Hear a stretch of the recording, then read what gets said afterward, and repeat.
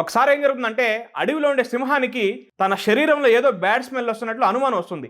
అప్పుడు ఆ సింహం అటుగా వెళ్తున్న ఒక జింకను పిలిచి నా శరీరంలో ఏదైనా బ్యాడ్ స్మెల్ వస్తుందా అని ఆ జింకను అడుగుతుంది. దానికి జింక అవును ఛీ నీ దగ్గర చాలా బ్యాడ్ స్మెల్ వస్తుందని సమాధానం ఇస్తుంది. ఆ మాటలు వినంగానే సింహానికి భయంకరంగా కోపం వచ్చి ఆ జింకను చంపి తినేస్తుంది. దాని తర్వాత సింహం కోతితో అడుగుతుంది నా దగ్గర ఏమైనా బ్యాడ్ స్మెల్ వస్తుందా అని. ఆల్రెడీ జింక పరిస్థితి ఏమైందో కోతి చూసుంటుంది. దానికి కోతి సింహంతో నీ దగ్గర ఏమీ వాసన రావడం లేదా అని చెప్పి అబద్ధం చెప్తుంది. అప్పుడు సింహానికి కోపం వచ్చి నాతోనే అబద్ధం చెప్తావు అని చెప్పి ఆ కోతిని కూడా చంపి తినేస్తుంది. కొంతసేపు తర్వాత నక్క వెళ్తూ ఉంటే నక్కతో సింహం అడుగుతుంది నా దగ్గర ఏమైనా బ్యాడ్ స్మెల్ వస్తుందా అని. జింక పరిస్థితి ఏమైందో కోతి పరిస్థితి ఏమైందో ఆ నక్క చూసుంటుంది. నాకు 2 రోజుల నుంచి జలుబు చేసింది, నా ముక్కు మొత్తం మూసుకోపోయింది, బ్లాక్ అయిపోయింది, నాకు వాసన చూడడానికి రావడం లేదు, మీరు వేరే వాళ్ళని అడగని చెప్పి ఆ నక్క తెలివిగా సమాధానం చెప్పి అక్కడి నుండి వెళ్ళిపోతుంది.